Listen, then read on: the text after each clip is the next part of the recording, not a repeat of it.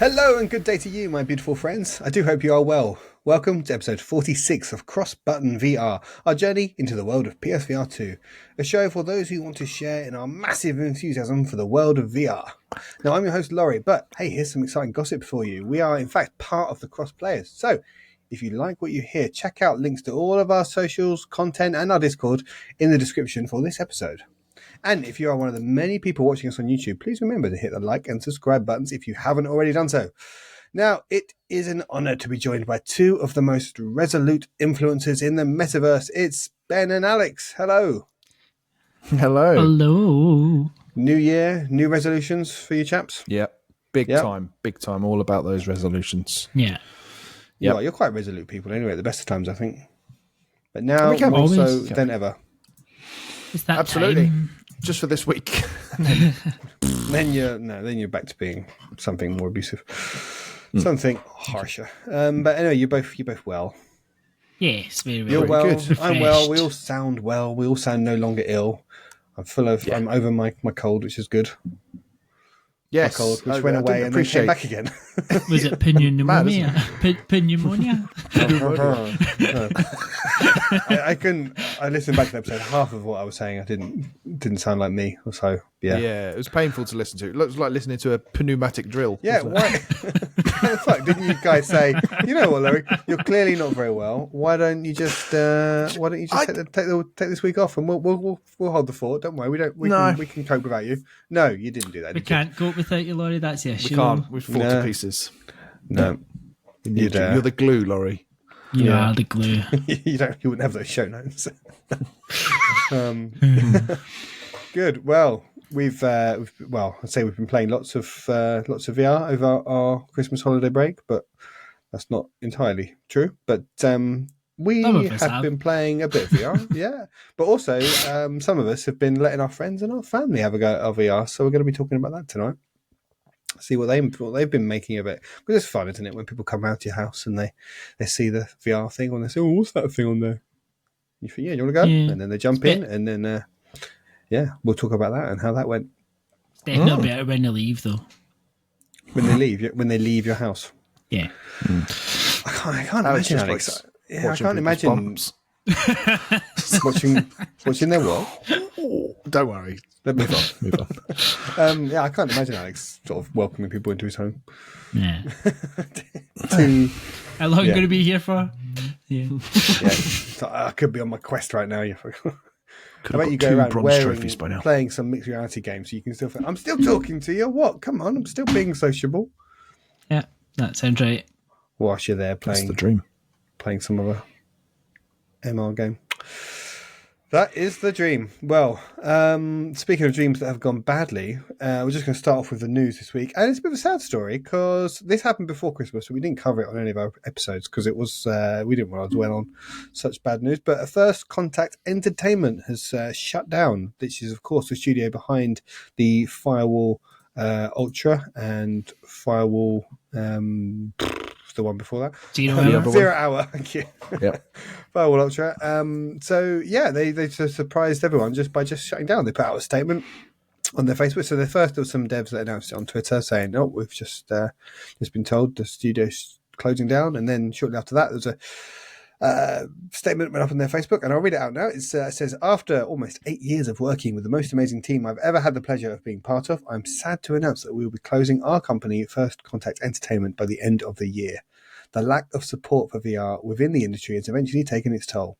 As a AAA VR game developer, we are not just able to justify the expense needed going forward. We are a team of fearless innovators willing to push new technologies to its limits. I am extremely proud of the team and grateful to our investors, our partners, and of course our community of dedicated and passionate players. It's been a wild ride. Thank you."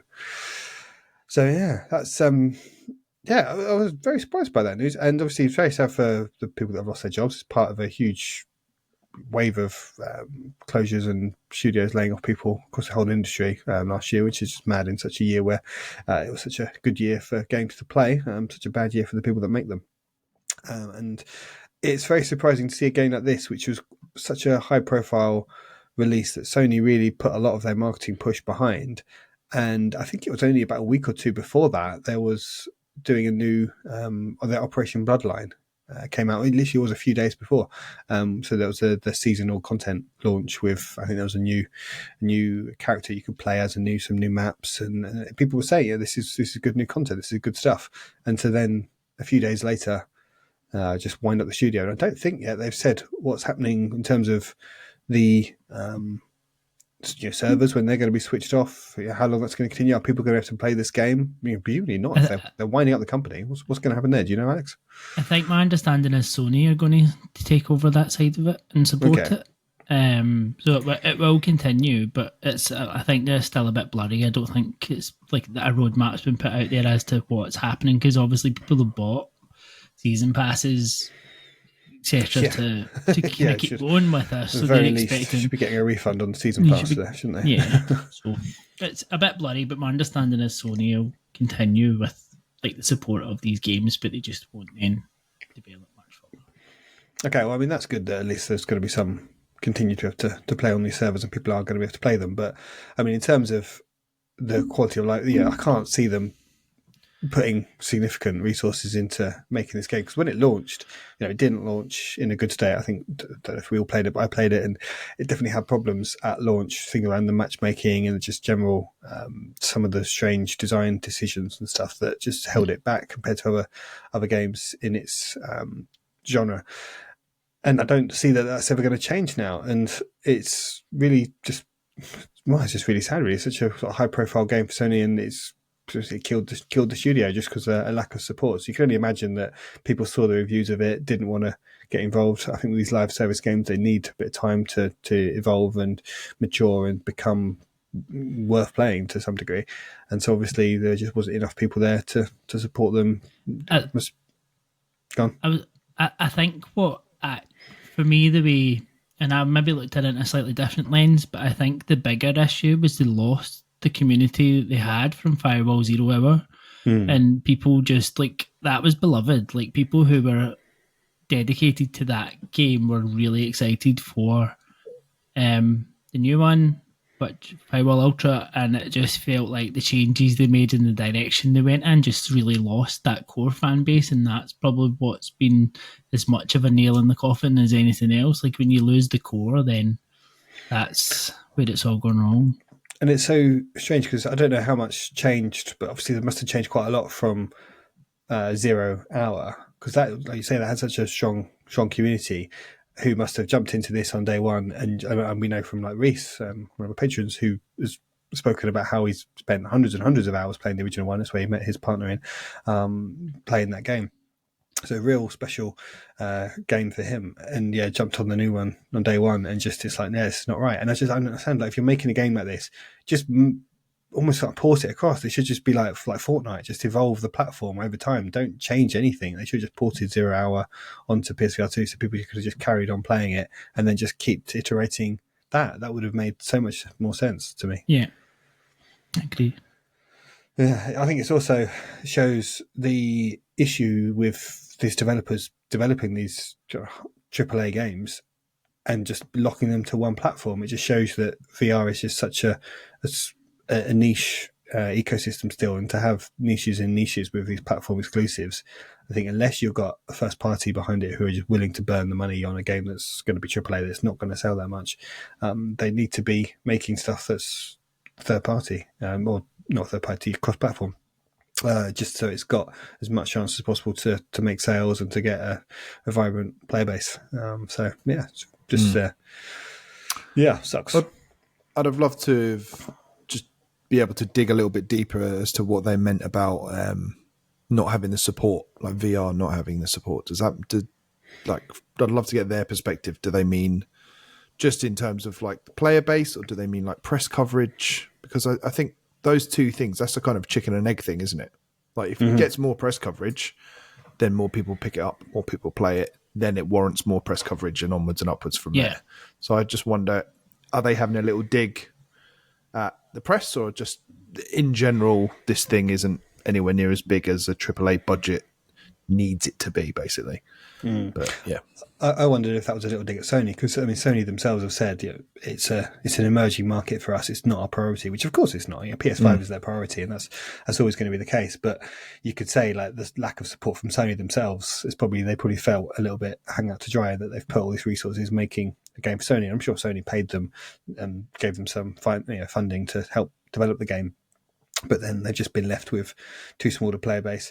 I kind of wondered if Sony would have acquired them and just found out, you're going to be our VR live platform developer going forward, or live service developer going forward. And I wonder if it's part of the push where Sony seem like they've backed away from that live service push that they had, where at one point they had a dozen live service games in development, and people like me were like saying, "Oh God, stop making all these games that no one's going to play because there's only one Fortnite, and you can't just make a new one and expect people to play it." And it feels like Sony have backed off themselves from that, and I don't know if that's part of Jim Ryan leaving or all the stuff that's going on behind the scenes there. But it seems like that some of their live service games are being cancelled and stepped back from, and I wonder if this is part of that as well. And we see like Naughty Dog cancelling their Last of Us multiplayer game as well, and it's Sony just withdrawing some of that support from their developers that have gone down this route, and it's harsh on them. But I suppose that's the nature of the business, really. It's they're not there to be nice or to be friends with people. They're there to make money.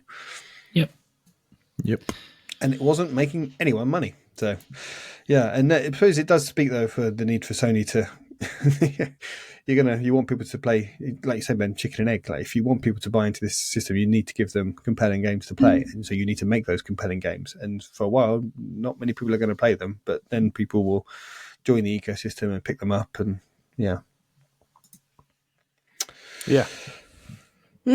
Oh well. So that's nice, cheerful news to start the year on, wasn't it?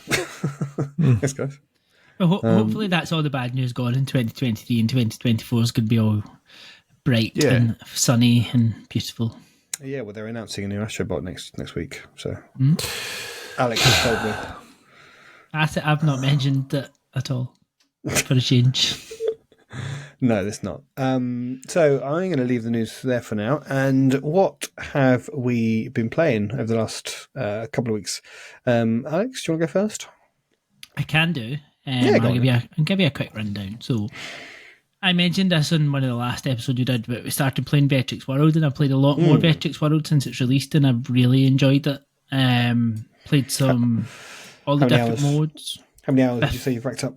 I think I'm about 15 or something, so I have played quite a chunk of it. Well.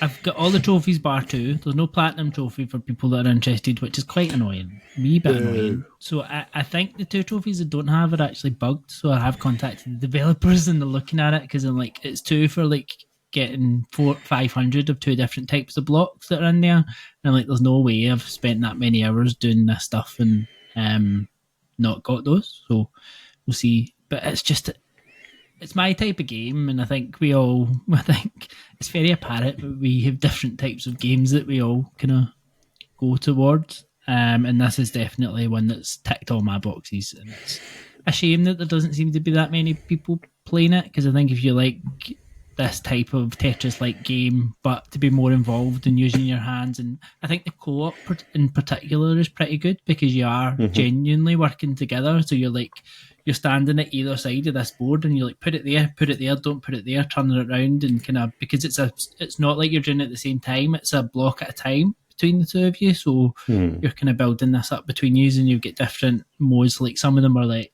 survival mode, so it's how long you can keep going until you run out of time, and you need to build up your clock by getting certain blocks that add on to your clock and things like that.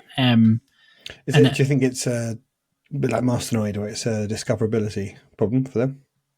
Probably a little bit of that. Probably to Ben's point, I don't think you would look at that thumbnail and go, I really want to play that game. Like, I don't think the visuals of it are its strong point. I think its gameplay is its strong point. And I mean, like, I've not had a single bug or anything in playing it, other than the 2 trophies, which I don't really count as bugs. That's just one of those things. But discoverability, yes, I think probably appeal, because I've seen a lot of people shit on this game for no reason other than like they just don't like the look of the screenshots or the thumbnail. And I'm like, play the game. you might enjoy it. It's one I think it would probably do well if it got a trial or a demo. I think people would actually, because it's got that whole addictiveness in terms of the leaderboards being there. You want to get to the top of the leaderboards, and I'm going to keep playing it because I'm not at the top of all the leaderboards. I'm at the top of some, but not them all. So I want to. There's one guy who's beat me at a couple, and I just can't quite beat the score. So I'm going to try and. Is it you against the developers again? No, it might be as far as I'm aware. It might be, but I don't know at this point in time. But yeah, I've really enjoyed it, and I think people should give it a try. I think it's $10.99 or $11.99. It's not expensive. So it's the worst things you could spend your money on. It hasn't received enough reviews for featuring on Metacritic, which is maybe that's part of the problem. Just these people just can't get a sense of is it worth playing. So yeah, I think a demo would work, and that is just mad to me that there isn't enough people reviewing it. I think of all the outlets there, how any of them can't be bothered to review these games. Yeah. It's just yeah. It's part of the problem, as Ben said. Yeah. So that's Tetris Worlds, and if you like Tetris, go and try this game because there's no reason you wouldn't like it. Then I played 4VR Bowl or Forever Bowl or some sort of bowl. 4VR. 4VR, like golf. Surely it's like forever. I think it's Forever Bowl. I think it was like they expect you to pronounce it forever, but they're just trying to be cute with how they spell it, right? So this is like the range of games that they're bringing to PSVR2. So pool came first, which I haven't actually played yet, and then bowl, and there's still darts and cornhole and something else. So there's like a range of 4 or 5. Cornhole, yeah. What's cornhole? It's like throwing a beanbag in a hole. Yeah, beanbags in they do it in like American big It's a big thing in America, I think. Yeah. Cornhole. Yeah. You don't do that on your recent trip to New York? Play any cornhole? No. And it's funny, when I was speaking to the community manager about this, he says that's his favourite. He says it's the best. He says that it's definitely like the best one out of a lot of them is cornhole, which I would never have thought, but I haven't tried it. It is a good drinking game in real life because anyone can throw a beanbag no matter how pissed you are. You can just do a little. It's good fun. But I've played the bowl, and it's what you'd expect. Like, I think if you were playing maybe 3 or 4 of you together playing a game of bowling, you would enjoy it. Like, it's not. I think it's $16.99, so it's a wee bit more expensive. But it's got that replayability. You've got all the different types of balls that you can unlock, and each of the balls is like a different characteristics. So each game is sold as a separate. Yeah, game. it's a separate game. You go into one launcher where it's got all the games within it, like a Wii Sports kind of thing.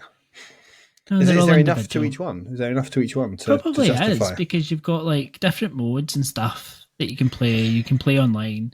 I mean, if you think about it, it's just, if you look at Walkabout Mini Golf as being its own game, it's comparable to that in terms of what you've done. Like, you've got different bowling alleys, you've got different things that you're aiming towards, you've got different balls that you can unlock. The balls have got different powers and abilities. Like, you've got like a lightning ball, which is a lightning strike as you goes and has more power. Or you've got, that's just, so you just, as you get your XP up, you unlock more balls, but you can also then wander around all these different environments and stuff, and there's a social aspect to it as well. So, as I say, as a kind of probably more a multiplayer thing, it's could be quite enjoyable, plays nicely enough. I did scalp my wall when I was playing it, because I was too close to the wall and properly playing bowling, and I cut my hand, so there was blood everywhere as I hit the wall. And what was even more concerning is I just heard all this Lego shatter. I'm like, fuck, what no! Not my Lego, but it was only the bottom. I don't know if you can see my shuttle that's in the window, the rocket that's in the window, the Saturn 5. Okay. It's just the wee bottom bits around the corner that came off of that, so it was fine. It's fine. No. Thank goodness. It wasn't your Lord of the Rings house. It wasn't Rivendell. No. Rivendell survives. Yes. That little wee castle you've got there. Is that Arendelle? Is that well, it's Rivendell. From Frozen? No, that's Hogwarts. That's Hogwarts. Hey, Laurie, don't steal my shtick. Sorry. So that's... Yeah. Leave me alone. Do you think there's potential to be like a walkabout level of fun if the 3 of us played one of these 4 games together? I don't think it's the same charm of Walkabout. I think if you wanted to play something a bit different together, then it could be fine. But I don't think it's got quite the same charm. I also haven't played it with anybody else yet, so I don't know how the characters present to you. And I think that's a big bit of the charm in Walkabout when you've got those avatars and when they're talking to you and the mouths move and all that, and it is like funny because you can customize it all. So because I haven't managed to play with anybody else yet, then I don't know. So, What's the music like? Does that compare to nah, Walkabout? it's not. It's the production side of it from that perspective doesn't live. It's not up to Walkabout standards, but I think Walkabout standards are so high it's going to be hard for anything to be up to those standards. Surely if it was going to be like Walkabout, you'd have to be like Bowling on the Moon or something. It'd have to be it's the settings, isn't it, that makes that game. And you've been trying out Breachers as well, haven't you? I have done the Breachers tutorial. That's as far as I've got. Yeah, I have done that as well. So let's talk about that one.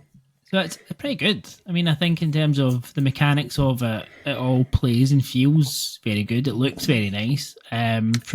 Speaking to others, are very impressed by this game.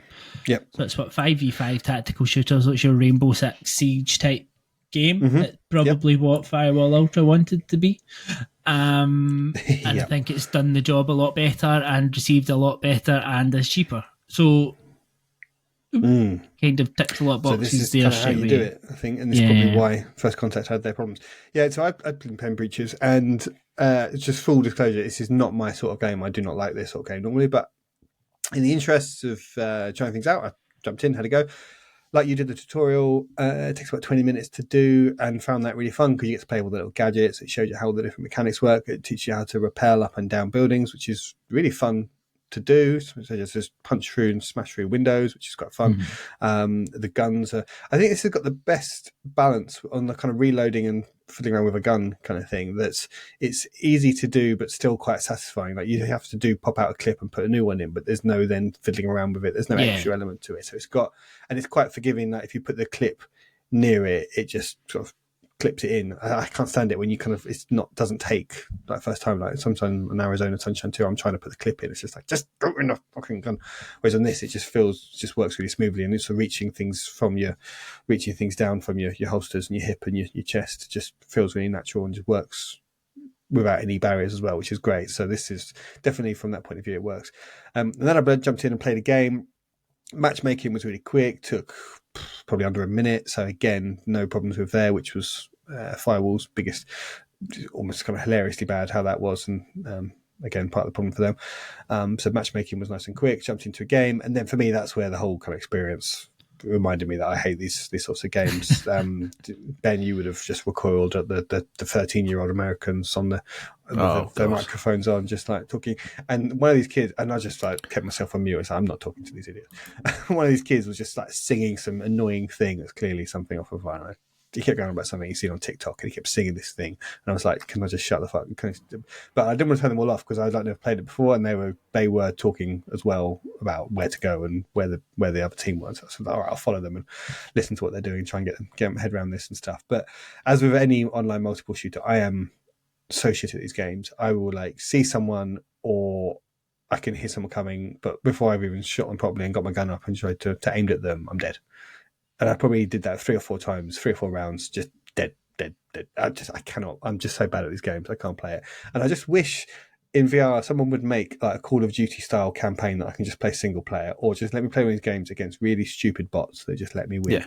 Just so, that's what I need. I don't want to play it with other people. I want to play these games, but just let me play them with good AI teammates against bots. PvE would be great. Like I always think that's quite fun. Like a horde mode where you're just fighting off AI enemies together on a team. Yeah, brilliant. But you've instantly put me off, Laurie. Probably just it just especially like these sorts of games. A match with people talking, I'm just like, Well, we go and play it together and get 5 of us to actually play it, and that might be better. But even then, we'll be against a team of people that play it probably a lot and are very good at it, and will just kill us instantly, and we'll not stand a chance against them, because the people that play these games are very good at them. Like. No, in fact, Reese will probably, if we had on our team, he would be carrying us. He could carry us. But exactly. The rest of us would just hide behind him. No, but that wouldn't be enough, though. Right. We could just gun us down, and then he'll be like him versus 5 people. I'll be a healer. Every team needs. You can do that actually. You do get little health syringe that you can. And I'll go and like do other people with and heal the them. espionage spy bits and like blow things up. Shit, like There's a cool foam gadget thing that you can spray on walls, and then you push it, or you hit it with your hand, and then it's like some sort of foam explosive stuff. Which is like the gadget side of it is really cool. And I was like, I just would love to play because the Crossfire Sierra Squad, that's not really kind of Call of Duty because it's just very short scenarios that are very small. I would just love a full single player game that is like Call of Duty but in VR. And yeah, we're never going to get Call of Duty VR now because obviously Microsoft are never going to make that game. So someone needs to make it for me, please. just for Laurie. Just for Laurie. But I mean, you've got these games with these maps and these weapons and stuff in it. Just make a single player mode in these games and you're going to attract a big audience because I would never buy a multiplayer shooter game like this. I would never sit and play this. I played it just to give it a go and see what it was like. And I think I can say that this is definitely a lot better than Firewall. And and if you like these sorts of games, this is the best one of them that I've played in terms of the mechanics and the lobby and all the systems and everything. It all seems to work really, really well and stuff. So yeah, I had no problems with it. It's just the genre that just isn't one for me. So I also had a quick go on Ancient Dungeon VR, which I really liked. I want to play more of that. It's a roguelike dungeon crawler type thing. And I like it when you get through a certain amount of it, it asks you if you want to save and quit, which is really nice. So you don't feel like you have to wait till you die to stop playing. It just says you can kind of jump out now and come back to this same point later on, which is really good. But if you want to sort of juggle it between other games, it makes me far more likely to think, I'm just going to jump into that. I'll do another level, we'll get as far as I can until I die, and then I can jump and play something else. But the graphics on it looks like a Minecraft game. It's very much inspired by Minecraft, that kind of sort of voxely type graphics. You've got a big blocky sword, and all the enemies look like they could be something out of Minecraft. And you're just going through this randomly generated dungeon, attacking these enemies that come at you, and obviously they get progressively harder. In every few rooms you get to a boss, and there's a shop when you're collecting money as you go through, and you can spend the money in the shop and get yourself some upgrades. And I think there's permanent stuff that will apply over. So it's very much a traditional roguelike structure, just set in a dungeon that looks like it's something out of Minecraft. So yeah, it's exactly like I expected it to be, and it's pretty cool. Yeah, it really does look like Minecraft, doesn't it? It's crazy. Yeah. Crazy that they get away with it. I mean, yeah, maybe they should have they should have just made the game and then asked Minecraft if they wanted to license it properly and just go the whole hog, and would have got a lot more people playing it, I suspect. No, I was interested to try this one. It's quite highly regarded. It's well platforms. reviewed, and I can see why, and it looks really good on PSVR2 as well. I'll say that for it. It looks really, really nice, sharp, and part of that is just the graphical style. But it's just I was just really impressed by it. I was like, wow, it's a really crisp, sharp looking game. It looks really nice and it runs really smoothly. And obviously, this sort of graphics is the sort of thing that the PS5 can do in its sleep. I thought, not literally in sleep mode because it switches off then, but it looks really good. And I don't know what the frame rate or the resolution stuff is, but for my untrained eye, it was all very, very pretty and smooth and nice looking. I trust your untrained eye. Good. So yeah, I think you two should have a go on this game as well, and then we can have a proper chat about it in a future episode. Now that I've figured out that I've actually got it already in my library, that does help. With I was scrambling around going, this code doesn't work, and then found out I'd already redeemed it. And that was very embarrassing, wasn't it? Yeah. It was. Funny. There's a dev PR contact that's laughing at you right now. Yep. And the other game that I've been playing that I want to talk about is Not for Broadcast VR, which is one that came out, I think, a few weeks ago. Did it come out, Alex? You know these things. I finally got around to playing this, and my God, I love this game. You know, when you play VR games, and one of the reasons we all are really liking VR so much is that it's this new sorts of genres and things. And I have never played anything like this. It's such a bizarre. It's unreal. You're just dropped into the premise of it is you are a kind of cleaner for this TV studio, and you are just dropped into a newsroom, news desk. You've got sort of behind the scenes. You've got all of the controls. So you're responsible for what goes out on the air, and there's someone. The person who does the job normally rings up and he says, I've I'm not here. You're going to cover for me, but don't worry, I'll talk you through what's needed. And he explains why he's just done a runner. It gets explained. But you basically have to choose what feed. So there's 4 cameras in the studio, and you have to choose which one of them is broadcast. You have to deal with interference when that comes on. You have to bleep out swear words if anyone swears. So there's a lot of things you have to juggle. So it's one of these games a bit like Papers, Please, I guess, where the complexity builds up over time, and you have to do things and juggle things and spin lots of plates and stuff. But the thing which makes this game unique is your editing and putting out the news. And so in the storyline of this game is that there's just been an election in the UK, and this political party has taken over that is basically like a left-wing party that's very far left, but it's run by Nigel Farage and this other woman. So it's got these kind of 2 joint leaders. And so on the first night you're there, they're doing this, the news anchor's like, okay, and now we go live to the Advanced Party, and they're giving a press conference, and this guy who is clearly like Nigel Farage, he's there, and he's pissed during this press conference because they weren't expecting to win, and he's giving this press conference, and you're just like you can see all of the other crew and the news anchor is like off screen, and you can see his reaction to this. He's like head in his hands. He's like panicking what's going on. And you're having to choose what camera angle, what camera to feed. So you have to do it like you're really doing the news. So you have to focus on who's talking, do some wide shots, get some reaction shots, and you get judged for how well you can edit the thing. But just what you're editing is just so funny. This press conference, and it's kind of like these political segments, and then it skips forward a few more days, and you're doing the next day, and it's they're talking about they're doing a special. It's kind of like the One Show as well as a news broadcast. It's kind of they do like magazine format stuff, so they talk about law and order, and they're interviewing these different people, and it's all like FMV videos that you're doing, and the people that make these videos, the characters, the actors they've got doing it are clearly having so much fun. It is so silly. I was properly belly laughing watching it, and there's never been a game that's made me laugh like this game has. Just playing the first opening hours of this game, and like my wife kept coming downstairs and saying, "No, what are you doing? Like, what are you watching?" And it was so funny, just so silly.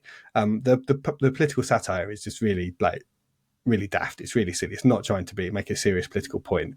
It's so slapstick. There's one, imagine like the One Show, and they, for some bizarre reason, this like amateur dramatics groups gets invited on, and they're doing this play about bullying in schools and stuff, and it's so awful and it's hilarious. And the news anchor is just like, what the fuck is this that we're putting out? It's just watching all their reactions to it, and you're trying to like hide that from. It's just, it's such a clever game.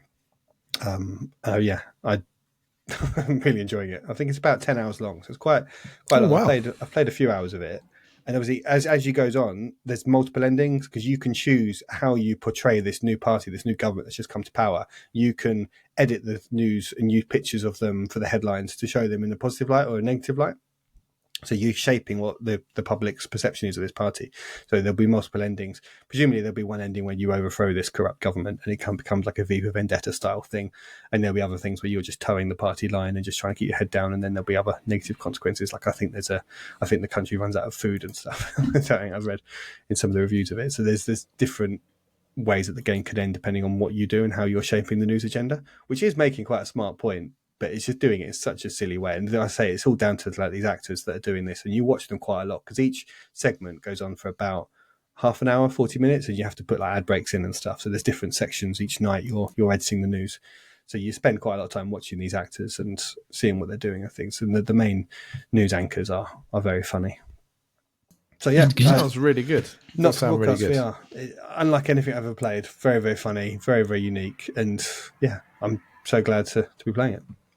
See, just on that point, so this was a flat game converted to VR. Yes. Do you think VR adds to it? Do you think it makes it more immersive? Do you feel like you are properly editing it rather than just sitting there pressing buttons? Yeah, you're stood there with all this kind of desk around you, and so you're there. It definitely feels quite immersive. And I've seen pictures of it when it was a flat game and you're just using a mouse to kind of click on the things, whereas you're kind of in VR, you've got kind of the 4 desks or the 4 feeds that you can do with your left hand, and then your right hand's just getting ready to do the adverts over here and stuff. So you're kind of reaching out and you can be doing multiple things at the same time. Whereas I think if you were doing it with a mouse, it would be a bit more, you feel a bit more disconnected from it all. It'd be a bit more sterile. But just being in that studio, watching it, and then like the phone rings next to you and you have to pick it up and stuff and put it on loudspeaker mode. I think it works. It really adds a lot to the whole kind of immersive chaos of it all. Just because you kind of, your hands are like, where's the button I need to press? Quick. if you get it wrong and stuff. And when you bleep out people's swears as well, that's just really funny. That's brilliant. Yeah, So, it's really clever. is there like a failure state? Is there any way to get a game over? Yeah, I mean, there's 4 difficulty levels, and I think if you're bad at editing it, or if you don't bleep out the swears, you'll lose viewers. And I think if you displease the government, then that something bad might happen for that. I don't know yet. But yeah, if you're just really bad, if you put out the thing you're not supposed to put out, so you can edit a show badly, where if you don't keep changing the camera angle and people get bored and they switch off.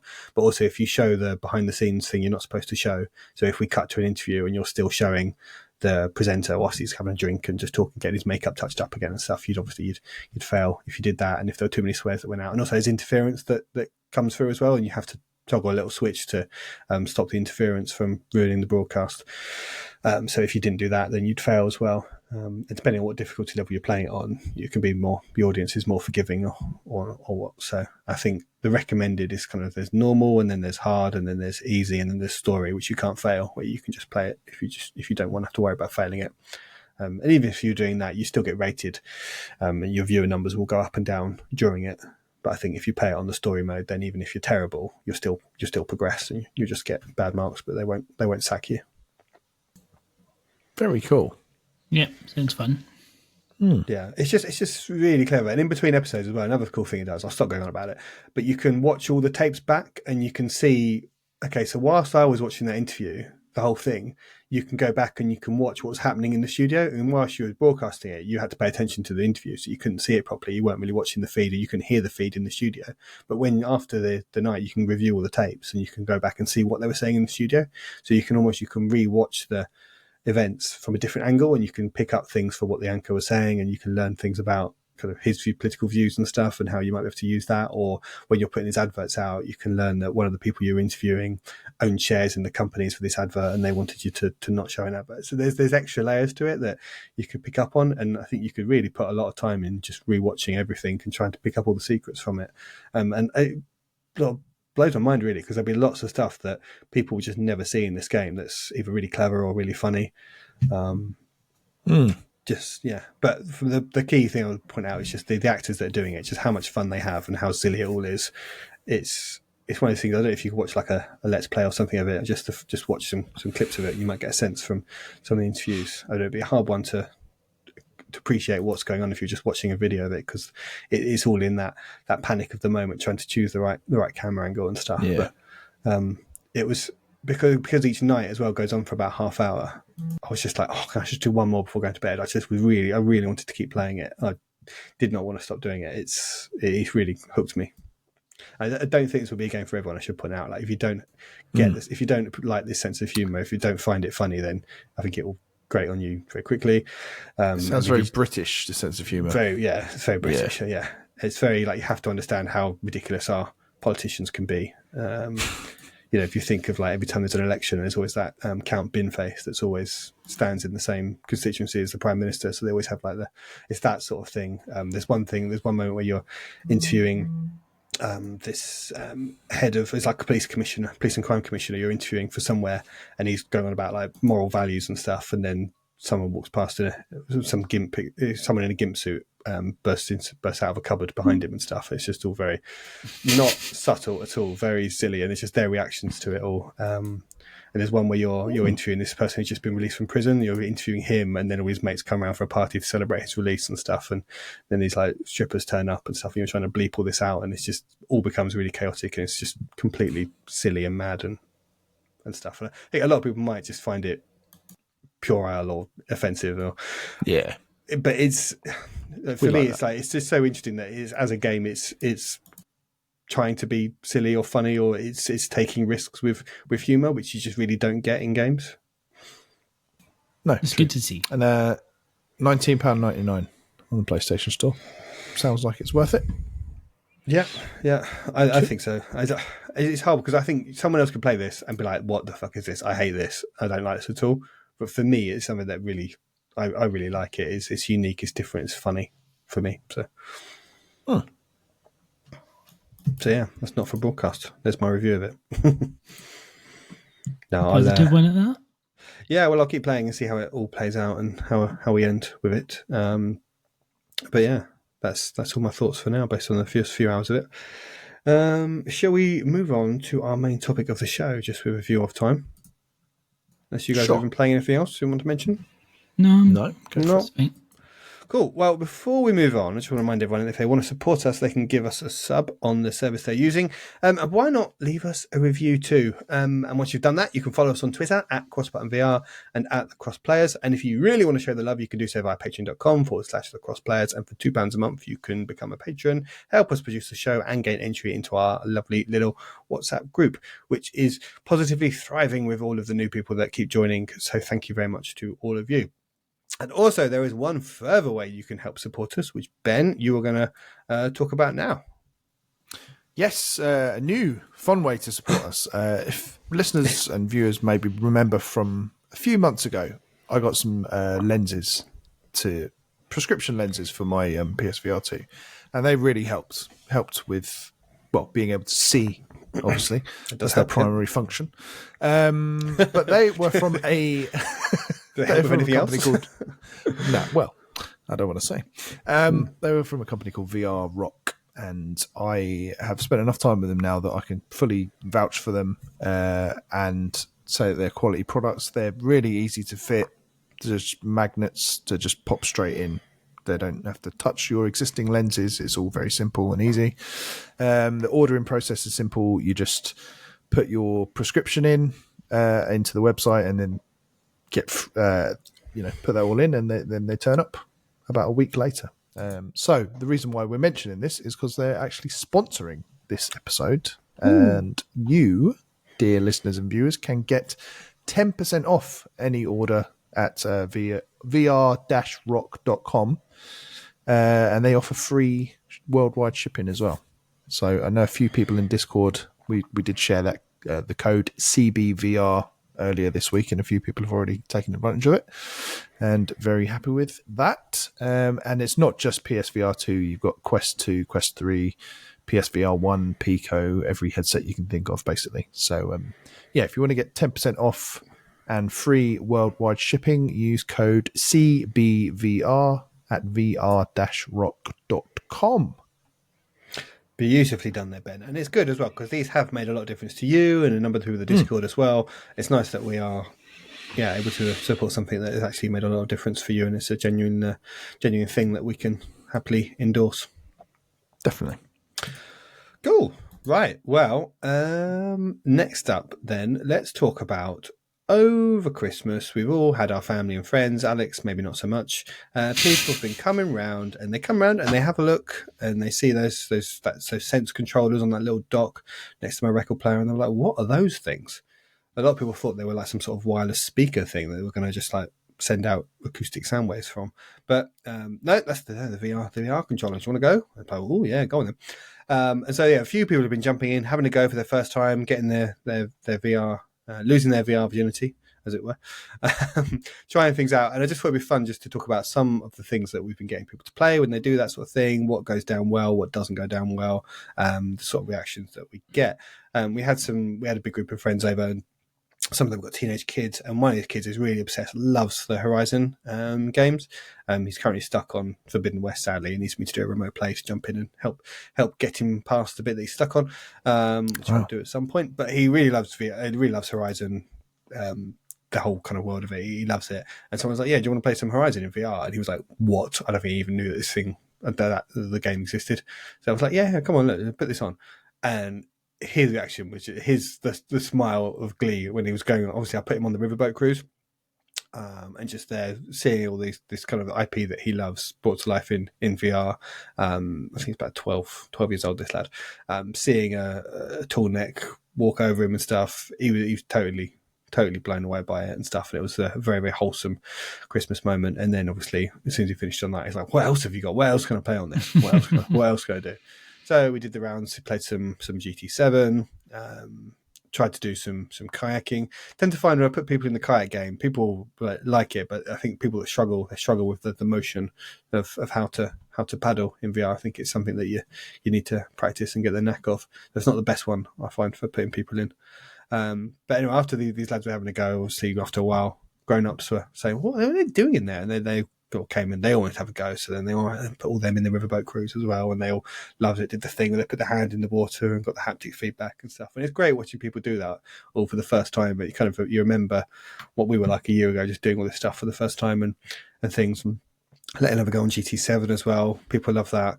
Bit of Synth Riders, we played that as well, which I think that's a great game to have when people come around, because people look ridiculous, so everyone can have a laugh at someone in the game. But when you're in the game, you've got the music on, you feel like you're totally cool and badass and stuff. And it must be a bit like Beat Saber in that respect, where you feel pretty cool, but you look so silly when you're doing your squats and you're waving around and stuff and dancing to the music and stuff. So that's always a good one to have when there's a big group of people around.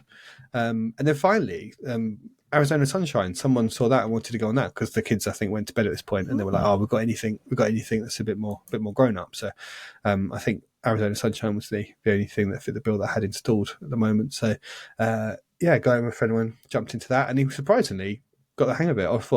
I was like, this is going to be a struggle for you, because the first thing you played was that. And I was like, trying to explain to someone how you reload without just being able to do it for them. It's quite hard, because he just jumped into where I am in the game, which is about chapter 5 or 6 or something.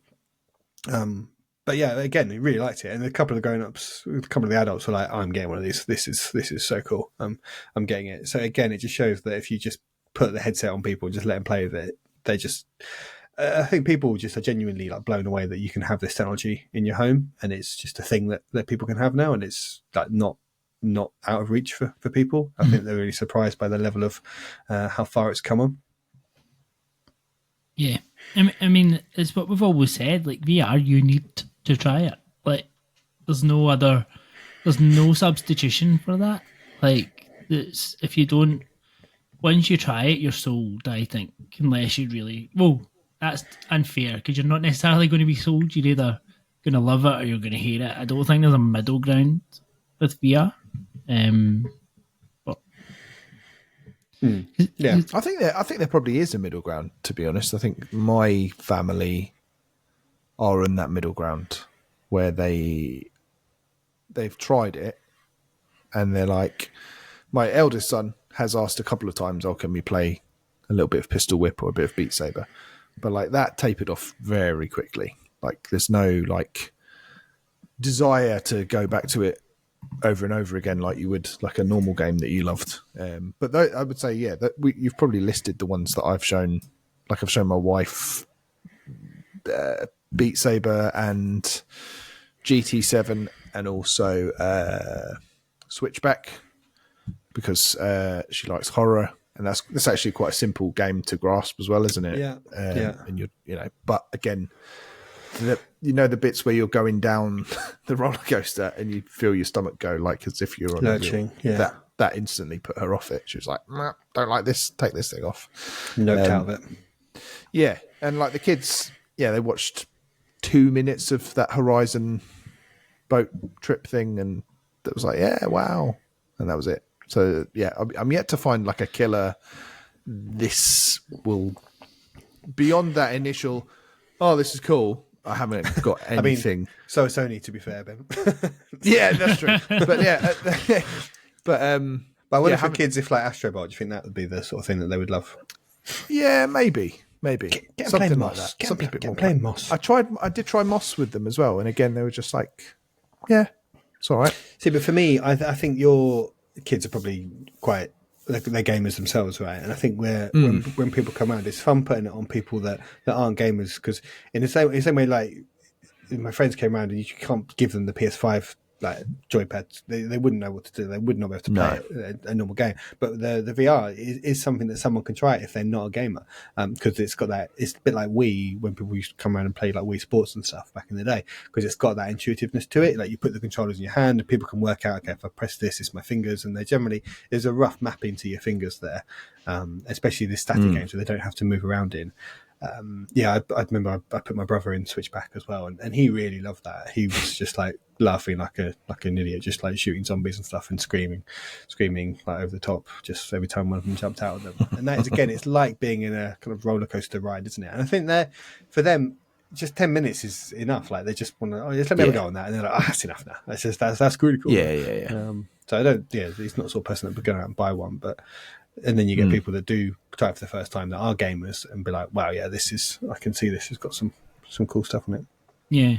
I mean, I had to take a slightly different tact because I don't have any friends. So the only people that I had to... Oh, me neither. Yeah. Don't worry. The only ones I had to show it to were my in-laws and my grandparent-in-laws.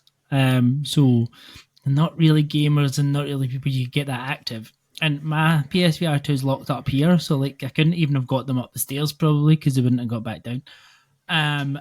But so I put them in the Quest, and so I thought, well, what can I show them here? And I thought, well, rather than get them to play a game, I'll show them some media and show them. So, like, my father-in-law is a massive Liverpool fan, so I put the highlights of the Liverpool game on for him because it'd been on the day before, and he was like sitting there and I was like, wow, like, see, just been able to kind of shove that on and do it, and then it, because on the Quest it puts you in this virtual world and virtual like living room and stuff. So like I was putting them on and he was loving that, and then we put it on to my mother-in-law and she was like, oh, look at this, and she was all looking around and like and then it was like when you got to the grandparents, like they were like, what the fuck is this?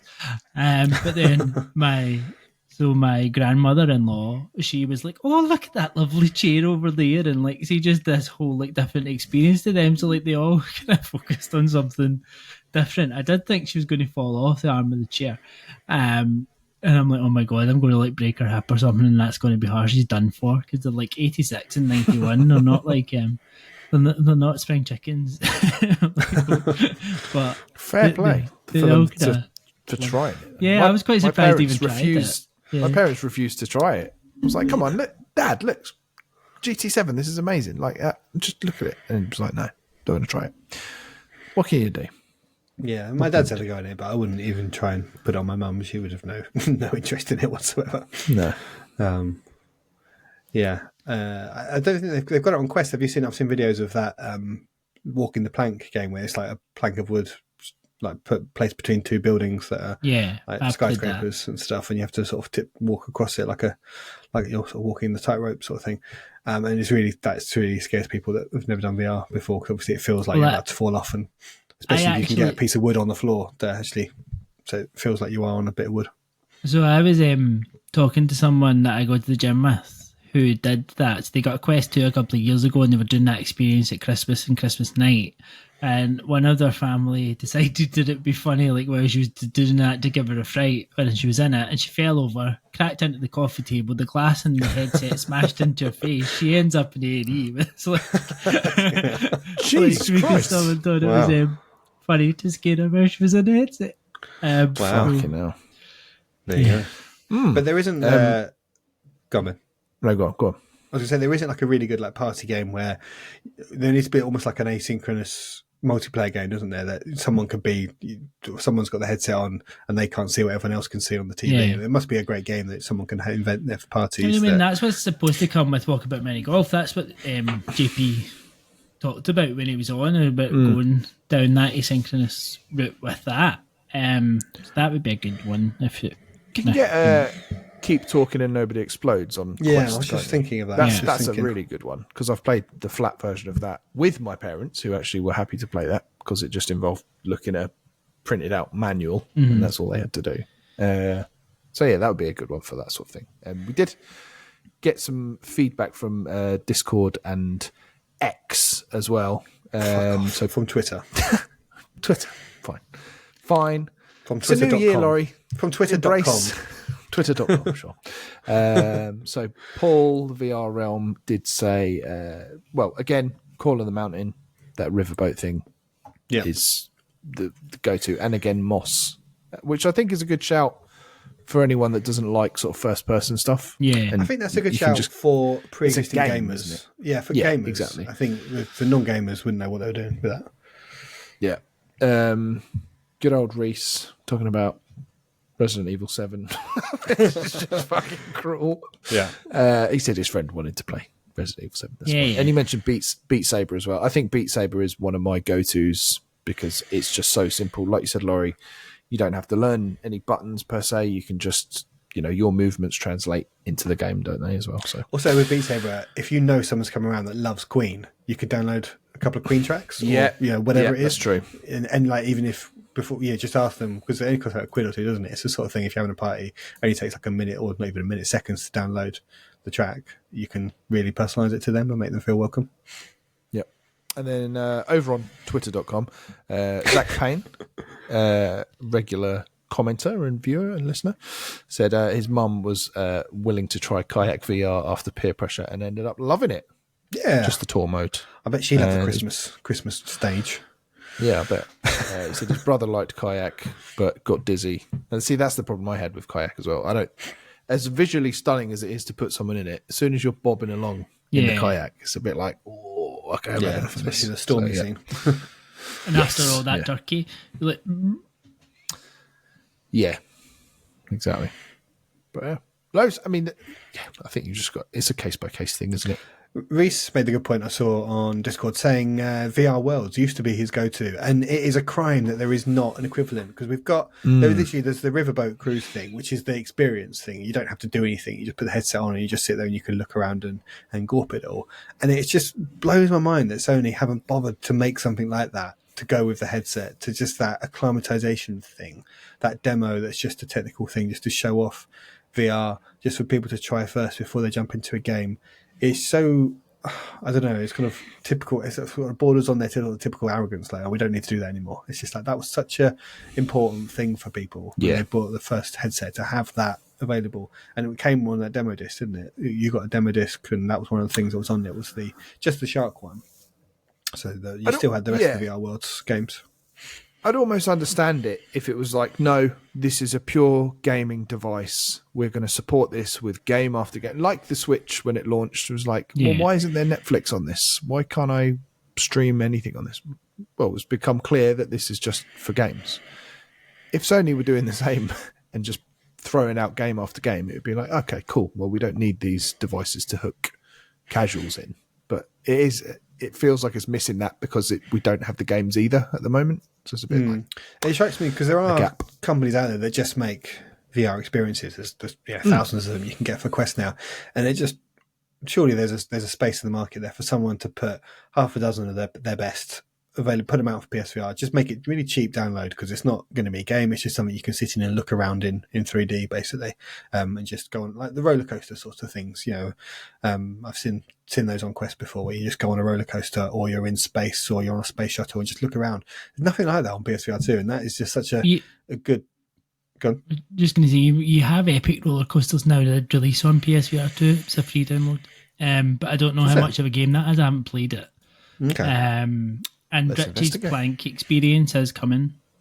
They announced just before Christmas that it was a PSVR1 game, and that is getting ported. And I wouldn't even say it's getting ported PSVR2. It sounds like they're going to expand it for PSVR2. So at least that's coming along from Toast Interactive. So, cool. But yeah, excellent. So yeah. Anyone else? If people want to comment on the YouTube for games that they've fun they've had over Christmas, New Year, with letting their friends and family play on it, then please do. That would be nice to see what everyone else has to think on the things, and any other recommendations for things that we might have overlooked or not thought about. Cool. Well, that about wraps things up, I reckon. Thanks again for listening, everyone. If you've enjoyed this episode, please tell your family and friends all about us. And if you'd like to get more involved, then why not jump into our Discord and say hello? And thank you to everyone that has done so already. There's been a huge number of people that have joined. There's clearly a lot of people that got a PSVR2 for Christmas, which is great, because a load of people joined our Discord on Boxing Day, which was lovely to see. So welcome to all of them. Last but not least, thank you to our patrons for supporting the work we do. I've been your host, Laurie. These two have been Ben and Alex, and we will see you again next time. Until then, though, it's goodbye.